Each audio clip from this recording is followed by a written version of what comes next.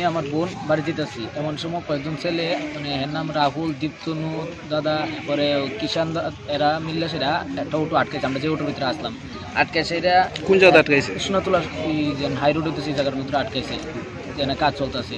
তো এরা আটকাইছে পরে দিয়া অটো ড্রাইভারে লয়ে গেছে এরা নিয়ে সেটা। আরেকজন রাহুল আয়া সেটা আমার বিশ্রী গালাগাছ করছে আর আমার মারছে, যেমনি পারে এমনি মারছে। আমার এখানে কিল মারছে, মাথাত মারছে, এবারে খারু দেওয়া মারছে, কাটতেও গেছে এই জায়গাটা।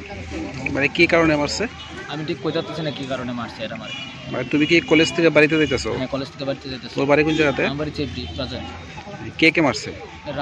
রাহুল মারছে, দীপ্তনু মারছে, কিষান তাঁতি মারছে, আরেকজন কিষান তাঁতির সাথে আসছিল, সবাই মারছে। এই জায়গাতে তোমারে কে আনছে হাসপাতালে? হাসপাতালে এরা দাদারা গিয়ে আনছে, বিপ্লব দা আনছে, শান্ত দাদা, পরে সবাই মিলে গিয়ে আনছে। তারা কি তো খবর দিছো? হ্যাঁ, আমি ফোন করছি। আমার যেমনি মারছে আমার প্রচণ্ড হাত ব্যথা করতেছে। দীপ্তনু হচ্ছে ওই এবিপির মানে তাই না কি জানি দায়িত্বে আছে, স্টেটের দায়িত্বে। ঠিক আছে।